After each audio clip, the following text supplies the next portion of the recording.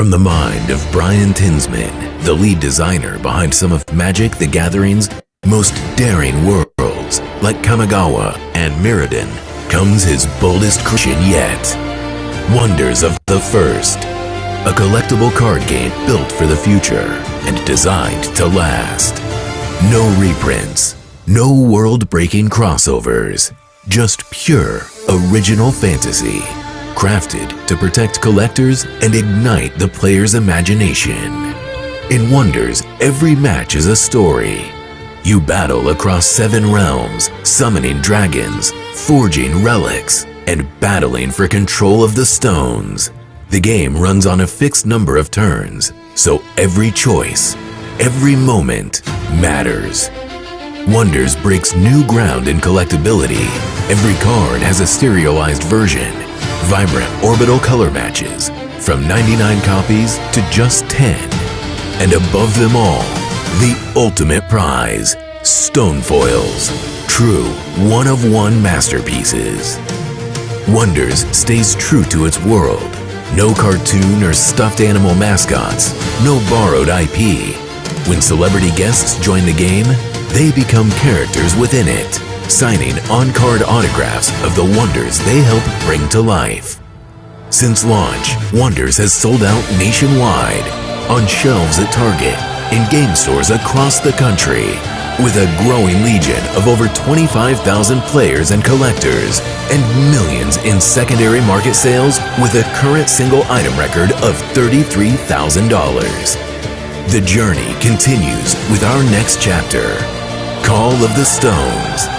Join the community, seek the stones, and discover Wonders of the First, a CCG unlike any other.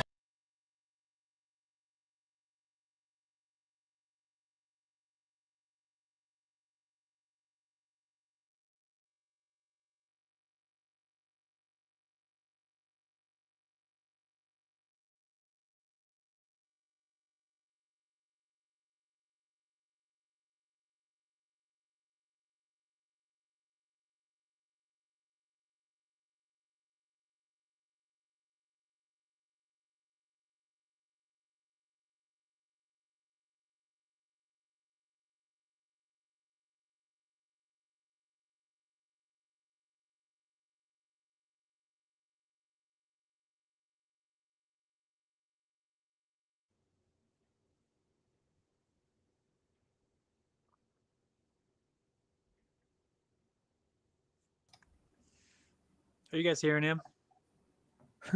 Hey everybody, welcome to Hey, we can hear you. There it is. Hey, that would help. Welcome to Creators of the First, powered by Radish. Let's do it one more time. We're going to dive into Wonders of the First. It's a turn-based deck builder packed with strategy, stunning art, unforgettable characters. I'm your moderator, sometimes muted, but Slappy White. I'm joined by the top creators in Wonders, Capricorn, Carolina Girl, and Ben from Be a Hero Gaming. American Texan might join us in a little bit. Make sure you're subscribed to them on YouTube. That's Quarantine Capricorn, Be a Hero Gaming, and then Wonders_workshop. All right, so Grace, that video just dropped 2 hours ago in the Wonders Discord. What are your thoughts about that video that they just dropped? What's the message? Why are they putting it out there?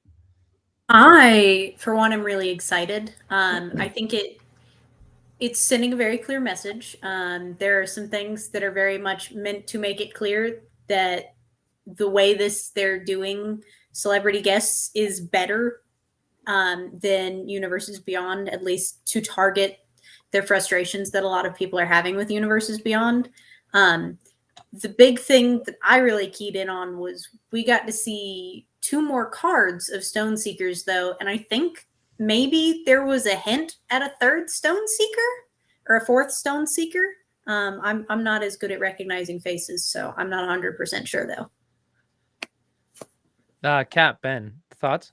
Well, if you guys, I didn't know. Go ahead. Until right now that we got another video.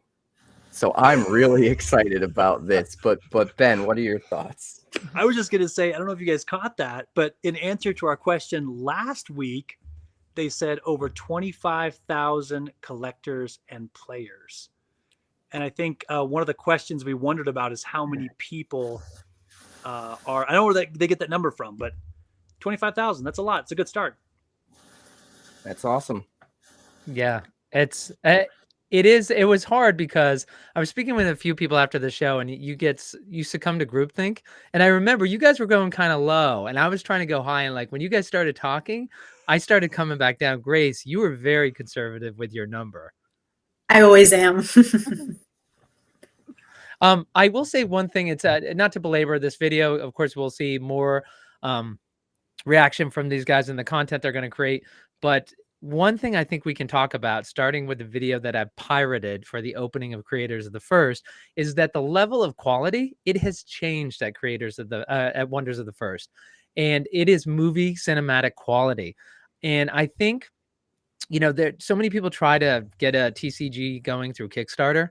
I think it's just another step of saying we have these celebrities who are going to now be part of the game, and they're stepping up their marketing.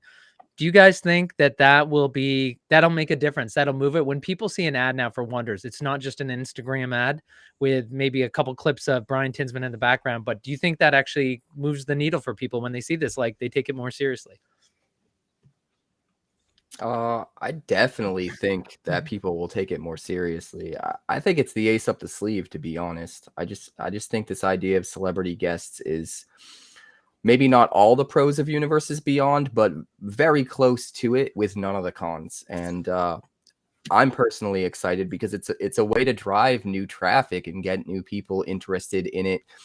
Even if it's just from the collector standpoint, when you have a dedicated fan base that follows these different personalities, and they're gonna at least want to see what this is about, you know. And at the very least, even if they don't end up playing the game, they might want to get their hands on some as collector's pieces, even if they're not normally collectors of this kind of product. Just because you could get, you know, the autos and stuff like that, and then a gateway drug. You know, once they have it, they're going to be tempted to want to at least learn how to play, and then they'll get sucked in because every single person that I've ever taught how to play falls in love with the game. So I think it's exciting. And by the way, I do want to share. It's Grace. I think you just mentioned the. We saw a couple new cards, and you can see them there. There's a couple of the cards. I don't think we've seen these before, right, guys? It's the first. Yeah, first time. Okay. Yeah, that Arnie Voss is amazing, isn't it, Ben? Absolutely. And, you know, one thing I will say, you mentioned Kickstarters a second ago. So I look at almost any game I see flash across Facebook, which again, Facebook's algorithm knows me now, and it's literally just game ad after game ad. That's all it's on my feed. And I'll click on the Kickstarters and look at them.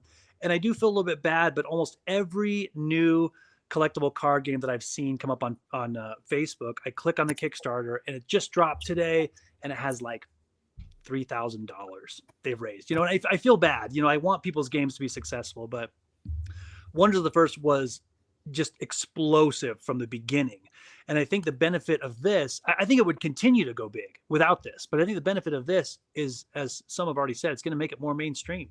I mean, I was telling a coworker the other day that I was going with my son for the weekend to play a collectible card game, and she looked at me sideways like, "You're going to go do what? What are you doing?" You know, it's like, what is this, like Pokemon or something? What are you doing? And it just seemed so weird to her that I was going to go play this game. And I think this kind of stuff, people are going to recognize it as more mainstream. It's not going to be just for weirdos. It's going to be for everybody. For weirdos. All right. Well, listen, we're running a tight ship today. We're going to try to get everybody in the audience out there in 30 minutes. We're doing this live on our new home Tuesday nights, 10 p.m. Eastern. That's where we're going to reside. So you can always join us live with live comments, live questions. Excited to see some folks in the audience, including Tasha, who was just talking in the Discord. They were excited to be watching some content from American Texan Plays. And as we can see in the chat, American Texan Plays says, well, since I'm not there, y'all might actually keep it to 30 minutes.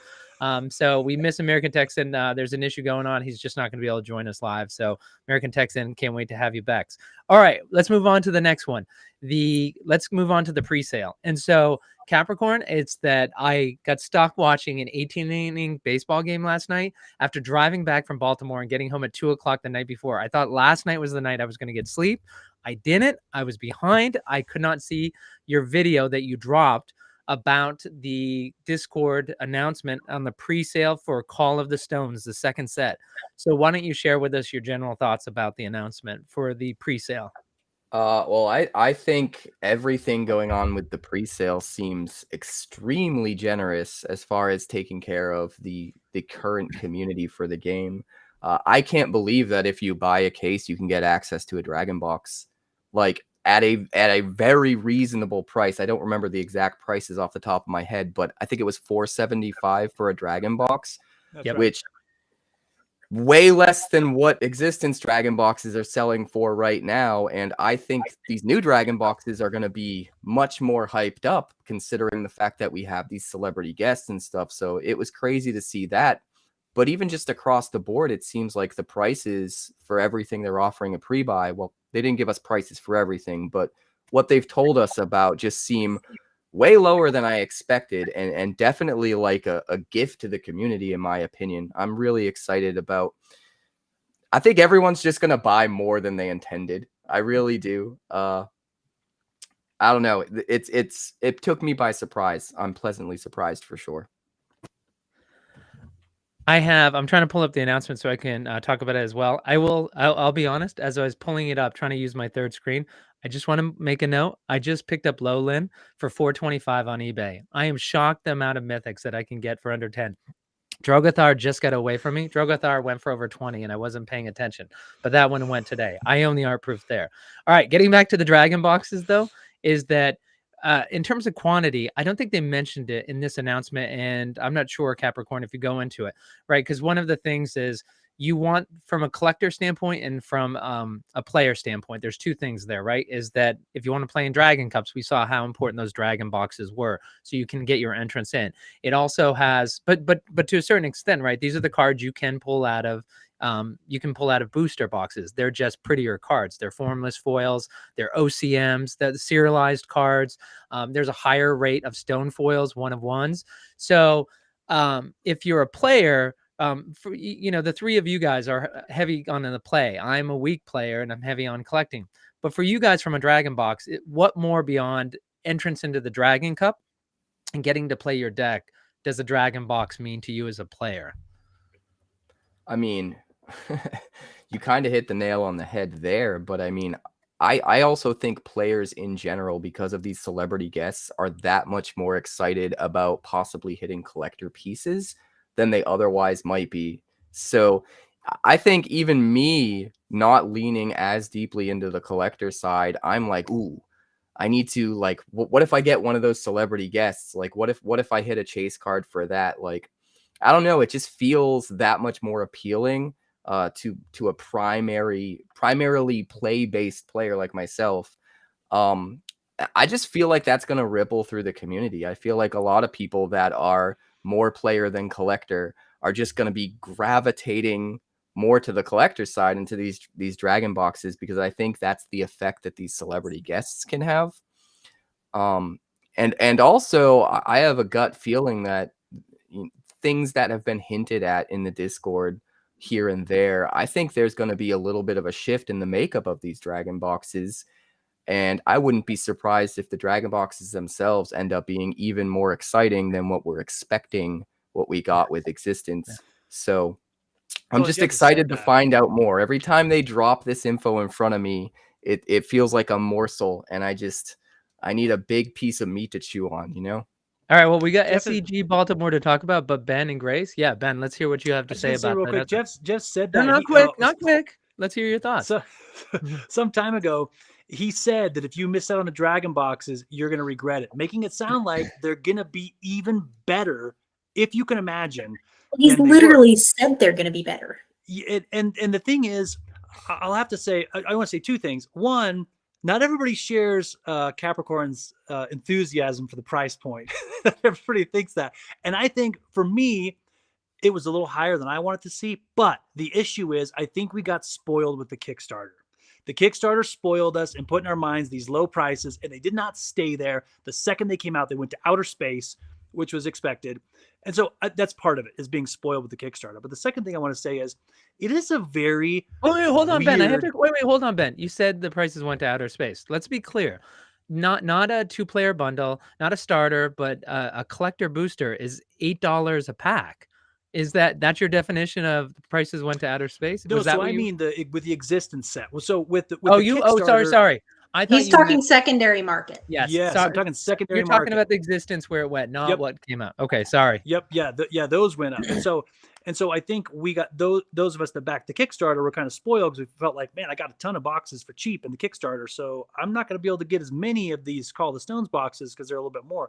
But the price matches the market now is the thing.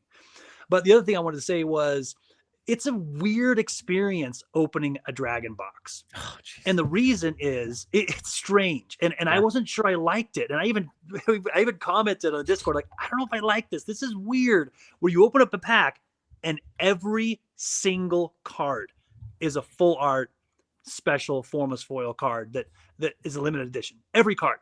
And so usually, and I'm glad American Texan is psyched for the boxes, because you should be. Because usually, like, you open a pack and you're looking for the card, like, oh yes, I got this card, or 3-4 packs later, I got this card. But with the dragon boxes, every card you just stop and admire every card you get, and it's a weird experience. And so, I commented like, I don't know if I like this. It seems like too much, and apparently they made it even more. I when I came out of the shattering, and so I had really fortunate luck on my first pack. As everybody knows, I opened a dragon box first. My first pack, I ripped a stone foil, and I stopped ripping because and I was like, well, I'm gonna stop. Like, seriously, what else is there? It's like walking into a craps table in Vegas and winning $1 million. Like, do you keep game? So but I came out of the shattering, and I told folks, I'm like, rip your boosters before you rip your dragons. Don't go dragon back to booster, because I've never done heroin before, but I imagine ripping a dragon box is like doing heroin. It is just like every card, every pack is just and to your point that, how can it get even better? Hey, Grace, there was a question, Tasha, who is newer to the community, and obviously some concerns. So before your general reaction, though, can you just answer this? Tasha says, I'm hoping it gets more clear on how likely non-OGs are to score. And of course, for Tasha, if you don't know, Carolina Girl, is that she's very involved in the community. She's been there since day one, even before Wonders of the First existed. And so she's familiar with how they treat their community. Tasha, the good news is you're still early. You are the OG community. So Grace, what are your thoughts? Do you think she's going to be shut out? She or he? No, I mean, I don't think that that's in the Discord is going to be shut out. And it's not hard to get into the Discord, at least unless they've added like checks to get into Discord that I'm not aware of. It's not hard. And it's like the Wonders team always takes care of the community. Like, if you're in the Discord, they're going to take care of you. I think the only thing where it's going to be leaning more towards one group versus another is, I think, in the whale community specifically, if you spent a lot of money on the Kickstarter and they're going to reward people who've spent a bunch of money, but that's mostly going to affect people who are spending a bunch of money, because the only thing that I saw in there where it was going to affect how long you've been in is, if you order a ton of boxes, we reserve the right to bring down your order a little bit. I don't think most of the newer players are going to be ordering enough to reach that necessary bar of being affected by that. I mean, Slappy, does that sound accurate to you? Yeah. You're more on the collector side there. Well, I will say is that I tend to be conservative financially, but a long time ago with Frenchie, who's the person behind Wonders of the First, I just decided he literally has never failed the community. When something doesn't go right, he finds a way to make it better. And I can't tell you how many times, and don't hate me, community, but I'll tell Jeff, I'm like, you did too much. I'm like, you did too much. Like, don't do that. Like, we don't need that. And it leads to an entitled community. I'm like, you're too nice. I'm like, you got to stop it. So I decided I'm going to just max every time I can with everything that Frenchie does. And I said, the first time I get burned, and this is not financial advice for me, I was like, the first time I get burned, it won't hurt as much because I literally have had success after success after success because I went heavy on the Kickstarter. So I will say this is that for me personally, is that I am going to gamble and I am going to, it's not gambling, I am going to go heavy. I will be getting cases. I will be getting more dragon boxes. Because the price of the dragon box is the first set had just over 3,000 dragon boxes. This set will have that, or originally we were scheduled to have 5,000, but we couldn't even sell 5,000 because the product wasn't available yet. And people were like, listen, I've already invested a couple thousand. I'm not sure in this imaginary product I want to do more. But so there's going to be 3,000 to 5,000 of these dragon boxes. The price is shown to be about $1,000 before it gets delivered. You have a chance to buy it for $500. These collector booster boxes, you're getting them for $250 for $8 a pack. I would be shocked if you could not sell a dragon box for $475 and your booster boxes for $250. So you can at least get your money back. And what will happen? It's like we saw what happened with the Kickstarter. So I feel confident buying very heavy on this for myself and knowing if something happens, there will be a market. And the final thing I will say is, Jeff is not a big company that just decides one day that $1 billion venture they tried as a subsidiary doesn't work out. Frenchie just went ahead and signed Tom Fenton and Arnie Vosloo and Ben Affleck. I don't know what the cost was. Say it's $1 million. I have no idea. And yeah, millions. And the marketing push they're going to get. There's no guarantee Wonders of the First will be here in 10 years. We all think it will. We're big believers in it. But I can tell you it will be here in 1 year because there's no way that the Wonders team and Frenchie will not be pushing behind all the money they've invested in these celebrities and the Call of the Stones. So it's good for the next year. All right. Sorry, guys. I know we want to keep it 30 minutes. And I went on. There's, just real quick, too, I want to add, there's something important that people need to know is that people have complained for the longest time that the dragon boxes are only available through BPX miles, which is the reward currency through their site there. People complain about that, and they said, nope, this is how we're going to do it. This is how we're going to do it. We're not going to, and now they're available.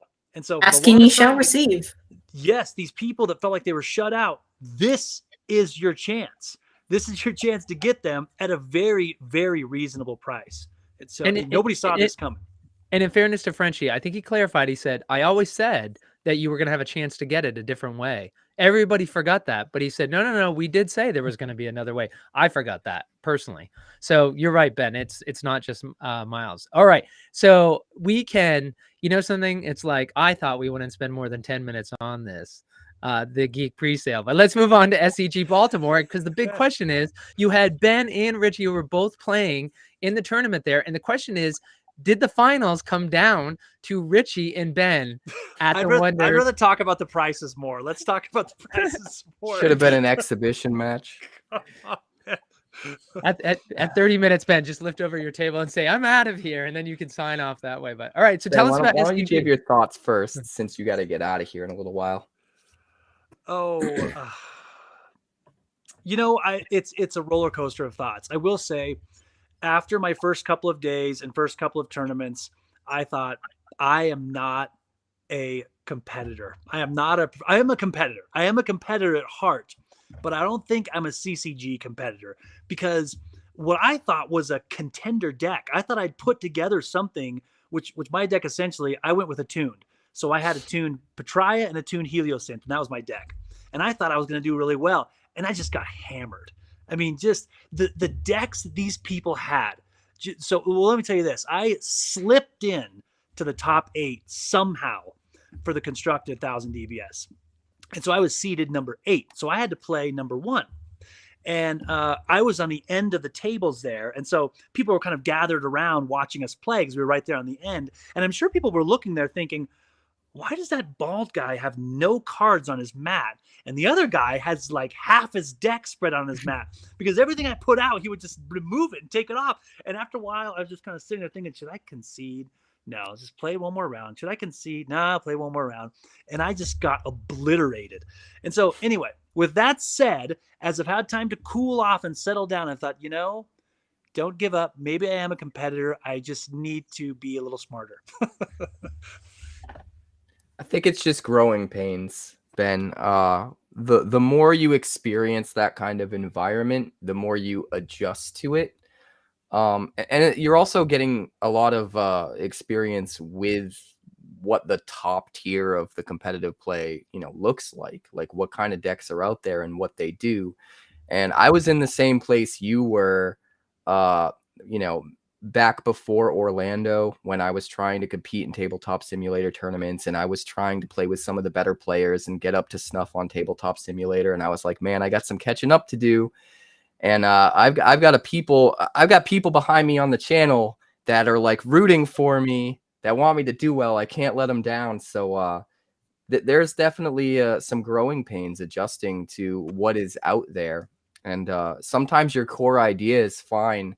It just takes a little bit of nuance. It takes going, okay, I know they're going to cut me off at the knees if they get rid of this. So maybe I need a way to protect myself from that. Or there's this one card that's just like really crazy against me that's just going to take over the game. I got to make sure I have an answer to that.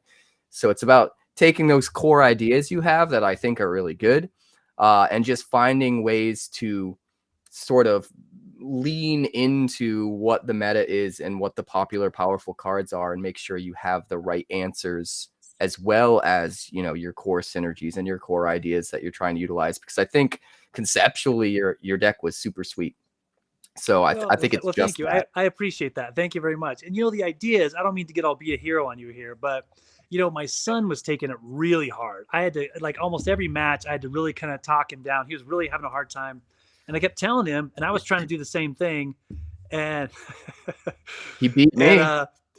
And I was telling him, the idea is you see, why did you lose? Why did you lose? What strategy did they employ that you can employ? Did you see good combos that they used? And so when I started losing, I thought, hey man, this is a good time for me to see, what are you doing that's trouncing me so much? And the reality is, you only lose for 3 reasons. 1, you had a bad shuffle. Can't do anything about that. 2, you played wrong, which I did a couple of times. And I thought, don't ever do that again. Or 3, you don't have the right cards in your deck. Those are the only reasons you're going to lose. And so if you had a bad shuffle, you can't do anything about it. You can just learn from the plays you make and the cards you have. And that's it. I agree. Yeah, I think there's also a mindset aspect to it that I don't know that you necessarily maybe struggled with, Ben, but there is I struggled. a switch that you have to flip in your brain when you go to play competitively. And Cap has seen me when I'm playing competitively, and he has not seen me when I'm not playing competitively. And that's like the switch that you have to make when you go to play competitively, to think at the level of like, how am I going to win? And like, there's like levels of thinking that you wouldn't even normally go to. And like, well, no, Grace, I was just going to say, when we started this, I mentioned to Capricorn, seeing him in Baltimore. We literally were 3, 6, 8 inches apart, and we bumped fists, and I said hi, but he wasn't in match play. He was getting ready for a match. He does not remember that. So to your point, Grace, right? That's the switch you're talking about. He was locked in. I vaguely remember fist bumping people, but I was the problem is Capricorn's got so many people lining up to fist bump him. They all just start to blend together. They're just I'm just glad you were there, Ben, because when you're at events, it has a different vibe. It feels you bring the tension down a little, the stress down a little, and it's just like, oh yeah, it's me and my people. It's like, just let's have a good time. So I just liked having you and your son there, just in general. I'm glad, because there's a couple times Capricorn was getting a little fired up. For sure. Well, it's for let's talk about the gorilla in the room and the Magic, the Flesh players, the people who came over who saw prize money and wanted to go there. We had a little discussion about Houston and the people who came over and what they thought of the game. I was interested to go in there, and I have to admit, I was expecting the worst. But I spoke to a number of these Magic players, and we found out that they found some old videos of Ben from a year ago, and Ben said he was embarrassed. And they looked at him, they're like, "Hey, we're not doing too bad, so you did something right from a year ago," and they were proud to do that. But how did the Magic players and the Flesh players do, who had started looking? it's a little bit too easy to say like they saw the money so they just signed up. These guys, like, they haven't put in the months that you have put in, but they put in hours. They put in hours. They learned it. They wanted to be competitive. What was the general feedback that you guys got, and how did they do in the tournament? And Capricorn, we still have to talk about Sunday for you. It was constructed, so we all were sort of on an equal playing field because it was constructed. But again, we have deck making experience. But so my first 2 rounds in the constructed tournament on Sunday were both Magic players. First time ever playing, I got trounced by both of them. And so, you know, and they were really optimistic about it, probably because I congratulated them and said they did a really good job. And every time they'd make a good play, I would say, ooh, that is a great play. That's an amazing way to play that card. And they're like, oh, wow, thanks. You know, they had no idea that they were, you know, something I hadn't thought of. I'd see them make a great play, and I made a mental note of it. But they were really pleased just to hear someone compliment their play. And I mean, they played better than me. They both beat me. So what else can I say? It's amazing what treating people like people will do. Exactly. That's a great point. I definitely see a shift in attitudes. In Orlando, it felt very much like people were embarrassed to be playing, like they didn't want to be seen by their friends, like doing it. And in Houston, everyone was really excited. So many Magic players were like making it known that they were excited about the game. And then in Baltimore, it kind of felt like it was kind of in the middle. It felt like towards the beginning, people like thought that they needed to be embarrassed and went into it with that kind of an attitude. But by the end, I feel like they were all loving it and they weren't really holding back anymore. I feel like this game is just good enough. That's the thing. If you play it, you realize it and you can't really deny it. And I think that's winning a lot of players over. I think doing the sealed 10Ks was the smartest thing they could have done because it's just exposing this to some of the better players on the CCG circuit and just proving to them that it's a great game by forcing them to come over and take our money, you know? Yeah. And right. I don't want to lose, but if I got to lose, at least it's growing the community in the process. Well, in Capricorn on Sunday, you were still playing. Ben, you and your son were out, but Capricorn, you were still playing. So tell us about Sunday's tournament and the result, how you did. It was sweaty, man. I did make it into the top 16. I did not top 8. I didn't top 8 in the constructed tournament either. That's a first for me. It feels weird. But the sealed event was. There were some new rules in place.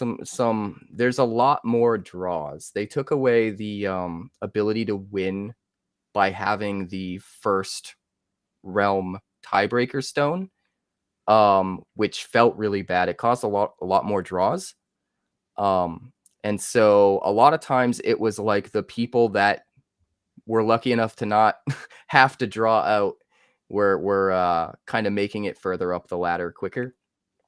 With sealed, that can be a bit more of an issue too, because you have a lot of newer players. So sometimes you might know what you're doing and you might be fast, but if your opponent is playing kind of slow, it still might get to that point where you run out of time and you go to a draw, because that was the other thing, like the timing rules. You know, right now they tried something new in Baltimore where if you go to time, you just get one action each and then it's over. And there were a lot of situations where that hurt. that was painful, because one action is not enough to change the board state. You need at least one to play something and then one to attack. The best you can do with one action left is turtle up if you're already winning. So there was definitely some growing pains to push through and learn, and I've already given the team a bunch of feedback. But regardless of all of that, there were just a ton of new players, and they were all playing really well. Well, in Capricorn, Ben mentioned he played some Magic players as part of the losses that booted him from the tournament. But what about you? The losses that you were piling up, would you say they were and I shouldn't say that, you made it to the top 16 of the losses you had? His were piling how up did as they, much as mine. How would you break them down? Oh my gosh, I can't believe that. That's such a negative way of stating it. Like we have Ben B who levels up. Like let's level up and not be that negative. So Capricorn, of the few losses you had, is like, was it 50-50 for, and actually, I did something for Boba because I was curious to see, when I looked at the top 8, 65% of the people were Magic people, Magic and Flesh people. I went through and I looked at who registered, and they were 35% of the people registered, which as an aside, Boba seen is just a game of luck. And my point is, I was talking to somebody, a Magic person, who was kind of dismissing wonders. We were over talking by the wonder stuff, and he dismissed Boba outright. And I said, if it's just luck, why did the people who know strategy and plays and live and breathe this stuff and can think 3D chess, why were they 35% of the field? And they're 65% of the top 8 because they think different than sports collectors and they're dominating the game. Now, it doesn't go as deep as wonders, and everybody can get to that level quicker and more people can reach it, but there is a level of strategy. So getting back to wonders is that I didn't go through and look at who registered for the different days. I was hoping to do Wonder Saturday and then Boba Sunday. I just ended up showing up too late because of my daughter's cross country meet. But what did you guys think about the fields? Were the fields like 50-50 wonders to other people? And then were the top 8, top 16 50-50? Or did you find that those folks overrepresented based on their entry in the field, if you follow me? I kind of feel like the lines are starting to blur, to be honest. Yeah. I saw a handful of people that I saw at previous SCG Con events. Like I can remember specifically Orlando that I thought were Magic players, and now they were here at this other one. And this time they were not only competing in sealed, but they were competing in constructed. And I'm like, I thought these were, and I'm like, I'm starting to not be able to tell them apart. That's great. We have this spectrum now. Before it was like there's the Discord community members and they know wonders in and out and they've been playing it forever, and then there's the brand new players that come from another game and they don't really know anything, but they're learning super fast and they're doing well, and there was nothing in the middle. And now I'm truly starting to see this spectrum develop where there's all these shades of gray of players that have different amounts of experience with the game, people that are showing up to a second event. Some of the decks that they had just bought singles, like literally hadn't bought any sealed product whatsoever, just theory crafted a deck idea and then just bought the singles off of eBay or whatever. And that's the only cards they have is their constructed deck. It's really interesting to see that happen. And that's a really good sign as far as the health of the game. That's what you want, is you want to convert these players that are trying it at one of these events into people that then take the next step and start, playing in constructed. And even with it being a little tricky to get product right now, they're doing that. Ben, I'll just add to that real quick, and then I got to roll. Yeah, that's what I was going to say. Why don't you just give all your final thoughts and we'll let you off the stage. So, like you, I think it was Capricorn that said, I think it was you, Slappy, that says when you play the game, you can't just help but like it. And it's interesting because I heard one Magic player say he was trying sealed the night before the Sunday tournament, and he said, "Oh, this game's pretty simple. It's it's just pretty much removal and meatballs. That's all it is." And then he came Sunday and just got smoked. And I think he realized there were so many more layers to the game that he didn't fully understand. And I think it kind of gave him pause and a chance to think, like, wait a second, maybe there's more to this game than I originally thought. There were other Magic players that, Slappy, I think there was one guy who stood and talked to us for a few minutes afterwards that, this game is really cool. And I just feel like you can't play it without realizing there's so many levels and strategies involved in this game. And one of the videos I did recently about why it's the best game ever is because it's not Magic and it's not Pokemon. And so many collectible card games out there are copies of those games with a few rule changes. And, I'll see a new collectible card game up in the corner is a fire and then 2 colorless. I mean, it's just Magic. It's the same thing. Or these other games that the cards look just like a Pokemon card, but it's a different game. Wonders is an extremely unique game because it's not one-on-one me versus you. You have 7 realms of control, and there's so much strategy and gameplay. Every action counts. every bit of energy counts, and you just can't help play the game but be intrigued and think, where can I go with this? This is a ton of fun. So Awesome. Absolutely. All right. anyway, Thank you, Ben, for joining us. yeah, hopefully I can get in longer next time, but I'll turn it over to you guys. We'll catch you guys later. Thanks, Ben. Much love, Ben. Grace, with it, one of the questions I had for you, and it's funny because Capricorn just talked about he's seeing this kind of blending, and actually one of the questions that I was going to ask you all is that if they're trying to, and this kind of goes off what Ben was just saying, if we're trying to be something different than what's out there already, is that I was thinking, is SCG, is the SCG conventions the right way to go? Obviously, SCG does a great job of running these. And so, you could say like Frenchie's always creative and doing things different. So I do find it kind of interesting where we're like, all right, here's the factory where the sausage gets made. Like, let's get in line. Let's get our sausage made too at these SCGs. Do you think like, nope, this is a great way, like Cap saying, like, they're starting to meld, this is working? Or do you think like they should go their own way and do something with SCG unique on their own? I think it's a really smart move to do things the way they're doing them, and the way you put it, getting the sausage made the same way right now. Because humans are creatures of habit. We do not like but so much change all at once. And I think by setting up Wonders right now as it's beginning in a situation where the target audience, game players, are going to step in and see something familiar, it means that you're hitting that audience in a really smart way. In 5 years, if we have 1 million people playing Wonders, it might be time to do something different. It might be time to have, all of the events should be at Wonders only events or something. I don't know. But right now it's a smart move because it's just different enough in the gameplay that it's unique and it's fun, but it's not so different in how you show up and participate that people are like, it's too different. I can't do it. I don't understand what's going on.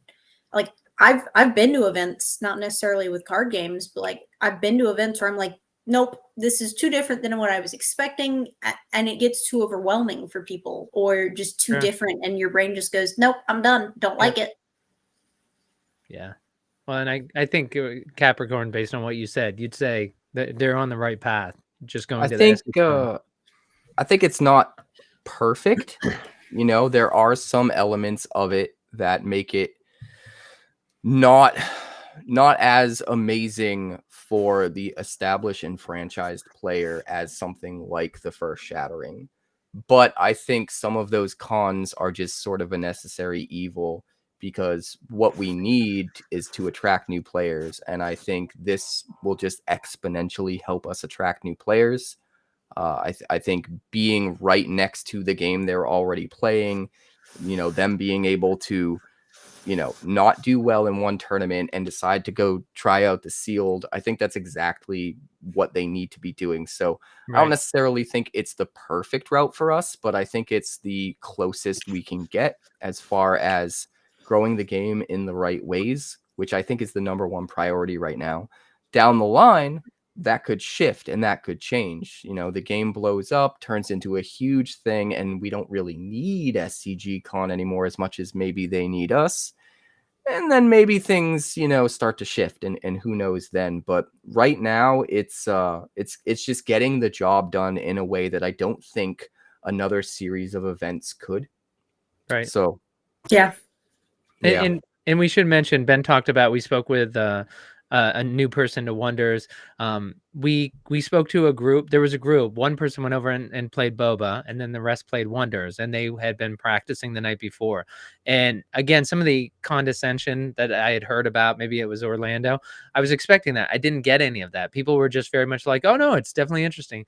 And so he's agreed to come on. Mark was the player that I met. So we'll see about getting him and some of the others. So we'll bring him on, and I'm excited to have you guys kind of ask them questions about SCG Baltimore and how they felt about their play, about the game, and just their different thoughts. So we'll definitely do that. But Grace, any thoughts about SCG Baltimore? I'm sorry I couldn't go. We I, missed you. Yeah, I've got to get to an event. It's just the graduating. There's 40 something days until I graduate, so the life is in maximum drive right now. Well, then 40 something days and your hours forever. Yes. Yeah. Yeah, we hope to obviously, Grace, for those who don't know, she's located near where the Wonders team is headquartered. So she's lucky in that she gets to have hometown events, and it makes it harder to travel, doesn't it? Because you're just waiting for that next event, like the Call of the Stones, to happen in your hometown. Yeah, I was prepared to travel for the Shattering 2.0 and make it nice and easy for me. I should have gone to Orlando. I think that was the closest option for me. It just didn't work for my schedule at all. Vegas. I'm working on it, Cap. I just gotta find people who can make the money happen. If we, what Wonders Workshop is looking for a sponsor, in all seriousness, if you can sponsor her, get her to, she will go ahead and make sure to promote, whether you're, you have Dragon Shields or whatever you have, she will promote it on her channel. I heard This is through true. the grapevine that Team First Form has an Airbnb with an extra room in it. Just Noted. tossing that out there. Just tossing that out there. That makes things one step easier. We need to do a live podcast episode, you know? So Yeah. Capricorn, you mentioned Vegas. Is there anything before we go? Is there and then we'll go final words. Grace, back to you. But Capricorn, is there any event that you're going to before Vegas? I mean, Vegas. Did he pause? What 3 weeks? So a little more. You had a little glitch there. Oh, Vegas is 3 weeks away. So no events before then. I'm not aware of any, and you're just going to be practicing, getting ready for Vegas, right? Originally, I was planning for the Shattering to slot in between there because that was sort of the initial plan months and months and months ago. Yep. So I feel like I actually get a break and I need it. I need to do a lot of testing with my team on tabletop simulators so that we can get up to snuff. We learned a lot at these events, and we need to pivot with a few things and take advantage of that. I think Vegas is going to be crazy. The one thing I'm really hoping is, from my experience with all of these events, we don't quite have the time going to time rules locked in a way that everyone's confident and has peace of mind. And so I'm hoping for Vegas that they'll just do longer rounds and maybe just do the Swiss rounds on Saturday and do top 8 on Sunday to not have to worry about time as much, so that they have time to figure out how to approach going to time and what the best way to do it for the long term is. You definitely don't want those kinds of feel bads in Vegas where they're trying a new thing for the first time, you know? So.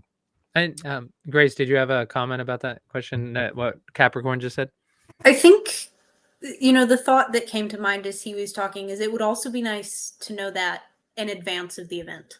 Because I don't think we've known about the various rule changes before the event. And that can really affect how you build your deck. Like, if you know that you can't win by winning round 1, that can completely affect your strategy. Like one of the decks that I play against on the regular, the strategy is tie in the others and you take round 1. Like, right. In Houston, it was Realm 1 Stone was a tiebreaker only if you didn't go to time, because they didn't want people to sit on the Realm 1 Stone and turtle up and like stall the game out if they had it. Sure.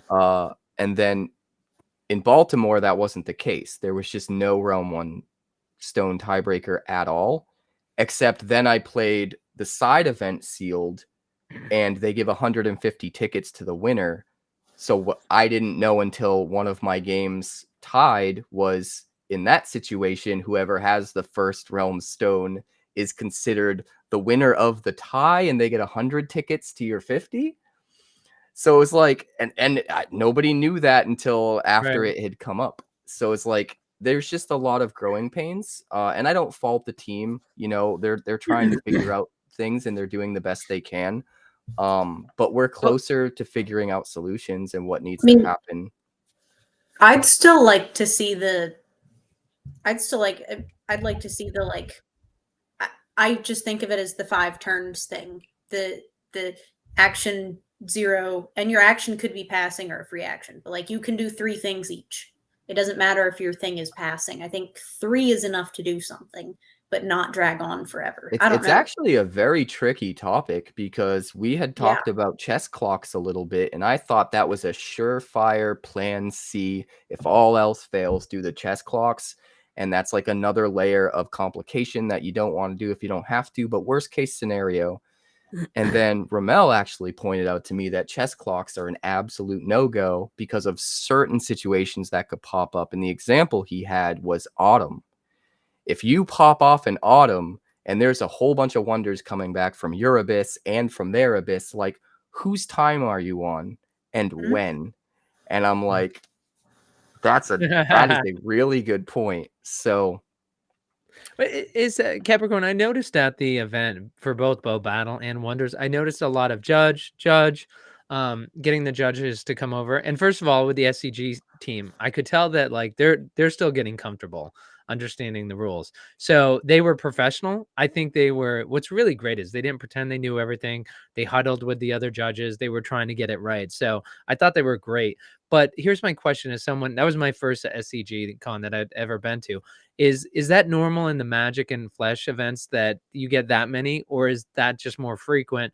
One, because you have people coming over who've never played, and two, for our community, it's just again they're tweaking the rules. So if you played in Houston and you've been playing Wonders for a year, all of a sudden you're in Baltimore and like, well, they changed that rule. So is it a combination both the new Magic people and the Wonders people with the rule changes, and is that more than other games that are there, the big 3? I think it's somewhere in the middle. I think it's It's my ways to tell myself not to interrupt you, Cap. I thought that I interrupted you. I thought that was a signal to me. No, that's my signal to not interrupt you, but to No, remember and I to think let it's you know somewhere that in I the have middle. something to say.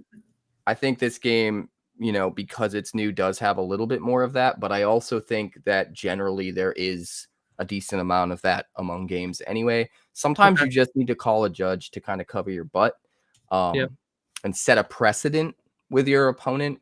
And also, depending on the situations, they can give you time extensions if you have rules questions, if you want to clarify something, or if your opponent's kind of playing slow, you got to make sure and call the judge over earlier rather than later so that they're aware, like, you don't want to wait until the end of the game and then try to be like, my opponent's slow, because it's kind of too late. You want to set the Wait a precedent second. early. So I'm not familiar with this etiquette. You're saying you're playing against Grace, and Grace, keep that finger on your nose.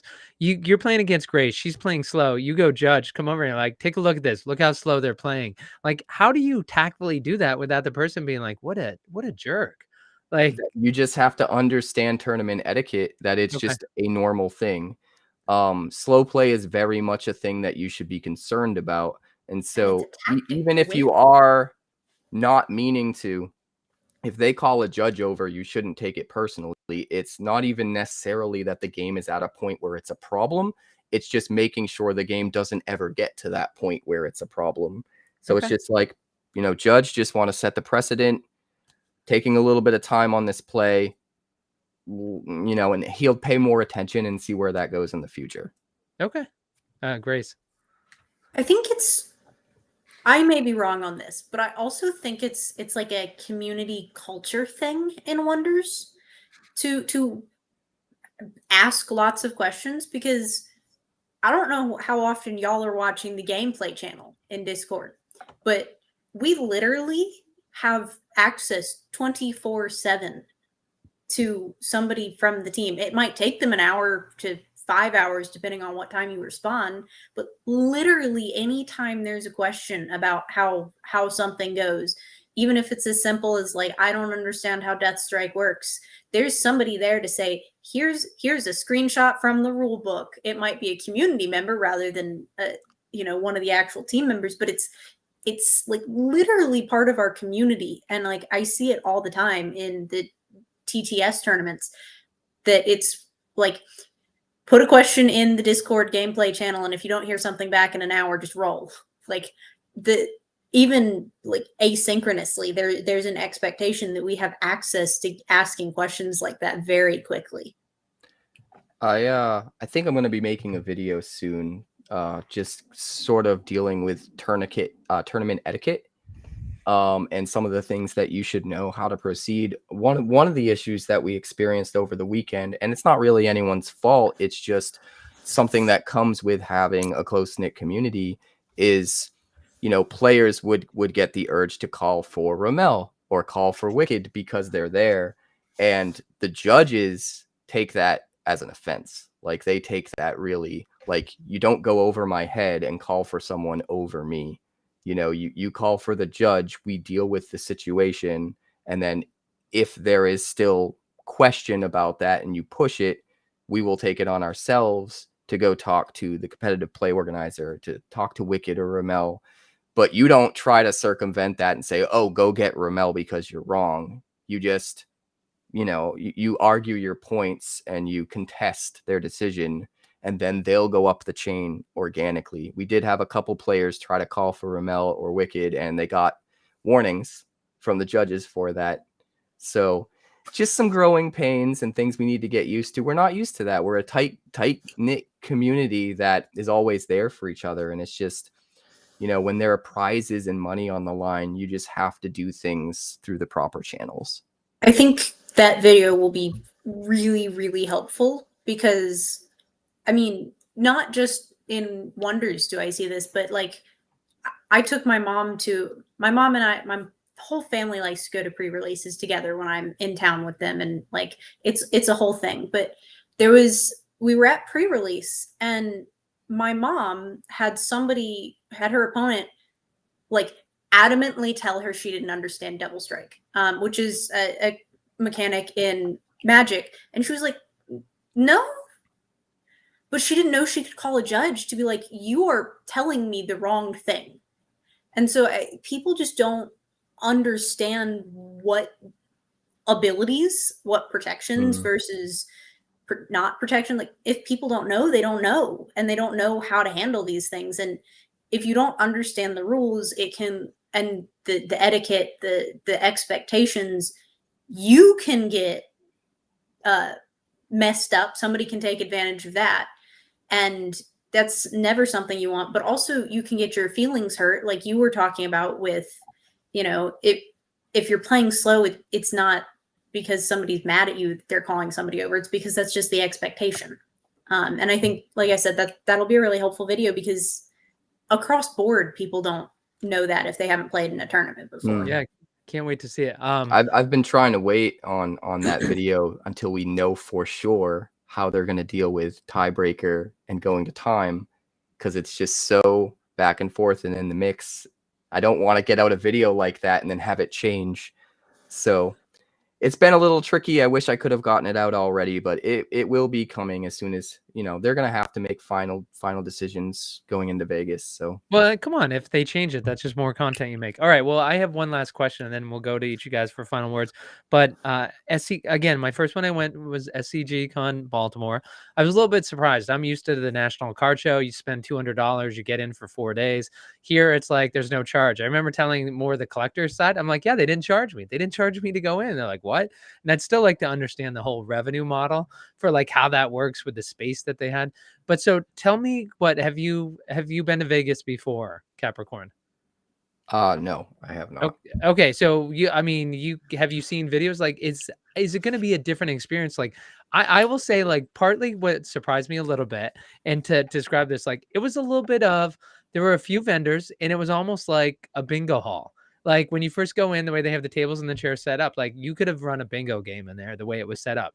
And like, of course, then everybody comes in and like, you got Wonders over here, you got Magic over there. And I'm just curious, like, if you're going to go to Vegas, is it going to be similar to Baltimore, or is it going to be, what were those two guys who had the like tigers? What was the name of those two guys? Like, is it going to be like some of that? Roy? Yeah, Siegfried and Roy. Is it going to be like lions, like jumping through the air? Like, is this like SCG's premier event, I guess is what to expect? Or is it going to be like SCG Baltimore, just in maybe a newer hotel? That is a really good question that I do not have the answer to. Okay. I don't know about SCG Con, but I would expect the Wonders team to take it up a step in some way, shape, or form. Just knowing the Wonders team, it may not be like the step up that you're talking about, where like you're going from A to Z, but I think there will be some sort of step up in like the quality of experience, because I think we'll probably see more of the team there. I think just because it is going to be kind of the big event. I don't know what the change is going to be, but I think there's going to be something different. Yeah, All right. I think for us, it's going to be bigger for sure. I don't necessarily know if that translates to the entire rest of the con. I would think Vegas would be a little bit bigger, than some of these other ones, but it's hard to say for sure. Yeah. Well, Happy to have you. I can't wait to see the content. Yes, Tasha. Happy to have you. All right. Well, I always want to say Carolina Girl or Grace or Wonders Workshop. We'll name them all. But any final words, Grace? No, just tell everybody to keep being their wonderful selves. Great. And good luck with the final 40 days or 30 days. Thank you. Capricorn. Just be good to each other out there. It can be a little bit cutthroat in the tournaments, and that's kind of my final words. Sometimes players will use every trick in the book to try and get ahead. I witnessed one player tell someone they were going to concede to them because they needed to catch a flight, and let's just play it anyway for fun. And then they played it anyway for fun, and they won, and they didn't concede to them. And that was like really disheartening to see. It was like, okay, so you're playing psychological games to get your opponent to lower their guard, and like there's no rules against that. So I love that our community is we take care of each other, and we're in such good spirits. That's part of the allure, I think. So everyone, take care of each other. Don't do that. That's my parting thought. But I'm excited about Vegas. I'm excited about the future of this game. Thank you so much, Happy. All right. Well, listen, thank you very much, Capricorn. Thank you, Grace, with Wonders Workshop. Of course, Capricorn over at Quarantine Capricorn. Thank you, Ben, Be a Hero Gaming, who was with us earlier. American Texan Plays. We hope you get that electricity back. Thank you for contributing in the audience. And of course, Tasha and all the other folks Texan, who are out there making comments. We appreciate that. Thank you, everybody who can join us live. And thank you to all the folks watching it on the replay. Thank you, everyone. And we'll see you again next Tuesday at 10 p.m. Eastern.